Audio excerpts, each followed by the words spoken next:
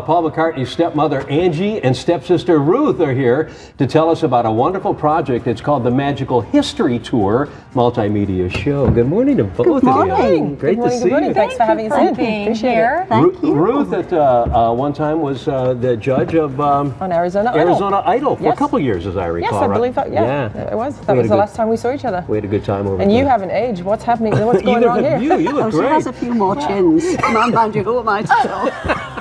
More chins than a Chinese phone book. Now, this show, we were reading about it.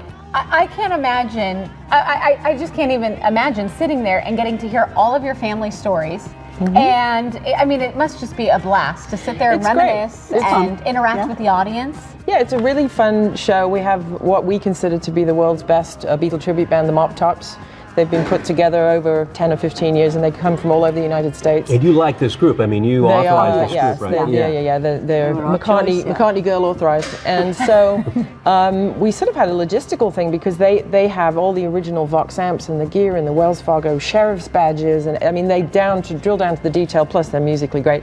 So we thought, well, how are we going to get them in and out of 4 sets of costumes, and what's going to happen in between? So the Magical History Tour was born. My husband, Martin Nethercutt, who's the producer of the show, he's produced 40 different multimedia movies for the big screen, and it's family photos and rare footage, and we've been scouring attics in Liverpool for 8mm film, and so that allows the boys to get into their new costumes and change, but it also, then we do Q&A with the audience, and Ange does little readings from her new book.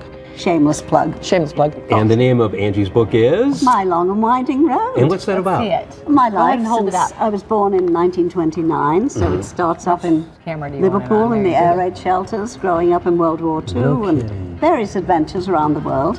So what was it like growing up and living with the Beatles when they especially became very popular worldwide? Well, I didn't really know any different. I mean, that was just my brother and his friends, and they kind of drove me crazy, as big brothers do, you know. And they would, you know, John Lennon actually didn't have a home in Liverpool once they'd moved to London, so our guest room was his, you know, weekender.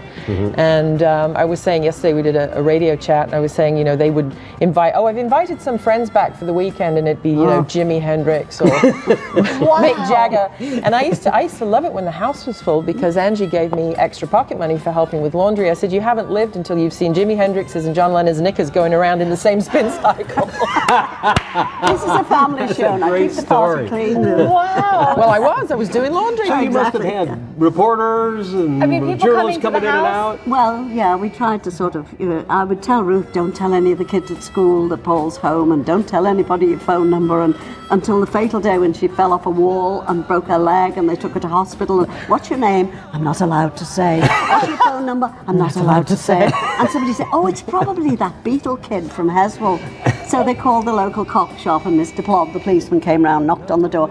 Do you have a little girl? Oh God, now what's she done? She's broken her leg and she's in Heswell Children's Hospital. But I had to keep the secret, because otherwise the fans would show up at the door. Yes. There was one fan pulled a wonderful thing. It was a beautiful day like today, and ding dong, doorbell goes, and this girl is standing there drenched, soaking wet, and Ange said, oh my poor dear, you're soaking wet, come in. It was a beautiful day, and she'd paid the local gas station £1 to pour a bucket of water over her. It worked. But she got in the hand. She was invited Wow. in. Yeah. Oh, so this is just a little snippet of what we're going to see when we come and check out the show tomorrow. It's tomorrow out at Shea Homes and Cantera, beautiful championship golf. They've very generously given us, the Beatles have a house, and then we have 2 houses. So we had a big shepherd's pie party with the Beatles last night. So it's doors open at 4, and there's wine tasting, and then the show is 5:30 to about 7:30. So the sun will go down, and the movies will play, and the Mop Tops will play. And this is multimedia. I mean, you're going to tell stories, and you're going to show pictures, and you have music. Yeah, there's still and if anybody wants to come, there are still a few tickets I believe. Wonderful. Or it's called www, I have to get this right, thegoodlifefest.com. And we will put that link on our website to make it easy for everyone. So wear your Beatles So wear your Beatles t-shirt, come on down, let's rock out.